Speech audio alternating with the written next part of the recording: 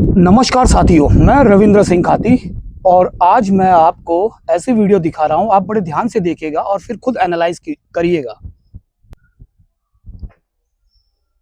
ये देखिएगा, ये किसानों के खेत हैं और खेतों के बीच में अगल बगल में मकान बने हुए हैं जो सब धीरे धीरे कंस्ट्रक्शन हो रहा है। और देखिएगा, ये सारी खेत है और ये आगे सारे मकान हैं, ठीक है। फिर उसके बाद अब ये इस तरफ को देखिएगा, बीच में खेत है और साइडों में मकान है।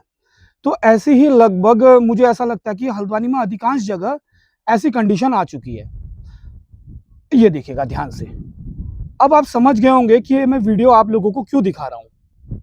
दोस्तों, एक्चुअली में किसान हर एक व्यक्ति की ज़रूरत है। जब किसान किसानी करता है, जब फसल पकती है, तो हम उन फसलों का मज़ा लेते हैं। अनाज के तौर पर हम उसका ग्रहण करते हैं दोस्तों। और अगर किसान किसानी करना छोड़ देगा, तो आप समझ सकते हैं कि क्या हाल हो जाएगा। तो दोस्तों, ये वीडियो का मेरा बनाने का मेन मकसद ये है कि जब किसान की फसल जब पक जाती है, तो उसके बाद उसको मड़ाई करते हैं और मड़ाई करने के बाद ना जो धूल है वो हवा के हिसाब से यहाँ-वहाँ उड़ती है। जहाँ तक है, जैसे ये मेरे सामने का जो खेत है, तो यहाँ के भी ये किसानी करते हैं, कई दशकों से कर रहे हैं। और ये इर्द-गिर्द जितने भी सारे खेत दिख रहे हैं, ये दशकों से यहाँ बसे हुए किसान हैं, जो अपनी आजीविका ये फसलों को उगाकर करते हैं। तो जब भी ये मड़ाई करते हैं, तो ये जो मुँह लगाते हैं अपना, प्रॉपर तरीके से ही लगाते हैं। अब वो अलग बात है कि हवा का रुख कभी किसी के मकान की ओर आ जाए, तो उसमें उनकी भी गलती क्या है? क्योंकि इससे पूर्व में जिस जिस ज़मीन पर हम अपने भवन बनाकर रह रहे हैं, ये पहले किसी ज़माने में कृषक भूमि हुआ करती थी, जिसे हम 143 करके अकृषक बना दिया और हमने इस पे आवासीय मकान बना दिया। लेकिन जब किसान अपनी किसानी करते थे, जब वो अपने मशीनों को यहाँ लगाते थे, तो शायद वो जो धूल उड़ के आती थी, वो हमारे इन जो भवन अभी बना हुआ है, किसी ज़माने में ये भी यहाँ पर भी खेती होती होगी और धूल-धकड़ इन खेतों में भी आती होगी। तो साथियों, जितने भी ये किसान भाई लोग हैं, ये लोगों को तो अपनी किसानी करनी ही करनी है, उनको तो कोई रोक भी नहीं सकता है।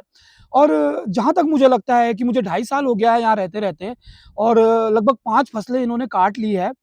5 फसलों को काटने के बाद भी मुझे ऐसी किसी प्रकार की असुविधा महसूस नहीं हुई, क्योंकि उन्होंने कभी ऐसा जानबूझ के कि इसके मकान के पास लगाना है, उसके मकान के पास लगाना है, ऐसा कार्य तो नहीं किया है। क्योंकि आप देख सकते हैं कि इतने मकान बन गए हैं, तो धूल उड़ के तो इधर-उधर जाना ही है और उन्होंने अपने खेतों को तो सँभालना ही है। फिलहाल तो मुझे ऐसी कोई प्रॉब्लम हुई नहीं है।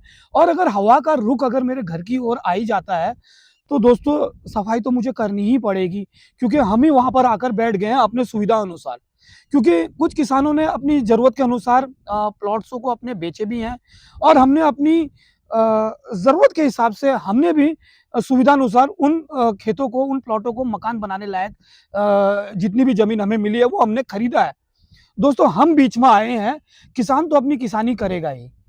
और सबसे बड़ी बात ये है कि जब फसल पकती है, तो हम ही लोग जाते हैं उनसे रिक्वेस्ट करने के लिए कि भैया मुझे 2 कुंटल 3 कुंटल गेहूँ की व्यवस्था करा दो। तो दोस्तों, वो अलग बात है कि कोई कंट्रोवर्सी में आकर अपनी चीप पब्लिसिटी करना चाहे, तो वो अलग बात है। हम उसमें कुछ नहीं कह सकते, किसी को आहत करने के लिए मेरा वीडियो बना नहीं है।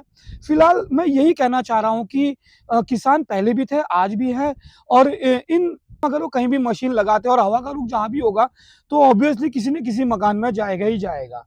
तो यही मेरा वीडियो बनाने का मेन मकसद था। और रही बात, अगर कोई किसान जानबूझकर इंटेंशनली करता है, तो वो तो मैं गलत ही कहूँगा। लेकिन फिलहाल मुझे लगा नहीं है, 2.5 साल हो गया है। हमारे आस-पड़ोस के भी किसान हैं, उन्होंने जानबूझ के किसी के मकान की ओर लगाया नहीं है। अब मकान ही मकान बन गए हैं, तो भैया जाना तो जाना ही है कहीं न कहीं। ये हमें खुद समझना पड़ेगा, क्योंकि प्रकृति के बीच में कहीं न कहीं हम ही आ रहे हैं। फसलों के बीच में हम ही ने मकान बना दिया है, तो थोड़ा बहुत तो हमें झेलना ही पड़ेगा। और वैसे घर-घर में तो सभी ब्लॉगर बन गए हैं, तो एक अच्छा मौका है कि जिस दिन वो धूल-धक्कड़ आती है, तो एक दिन सफाई की ब्लॉगिंग ही दिखा दो। अगर किसी को बुरा लगा हो, तो उसके लिए मैं क्षमा चाहता हूँ। वैसे क्षमा योग्य तो मैंने वीडियो बनाया नहीं है। आप इस बात को समझ सकते हैं, इसकी गहराई को खुद एनालाइज़ कर सकते हैं कि हम अपनी सुविधा देख रहे हैं या किसान अपनी सुविधा देख रहे हैं। इस बात को आत्म मंथन करने की बहुत ज़्यादा ज़रूरत है।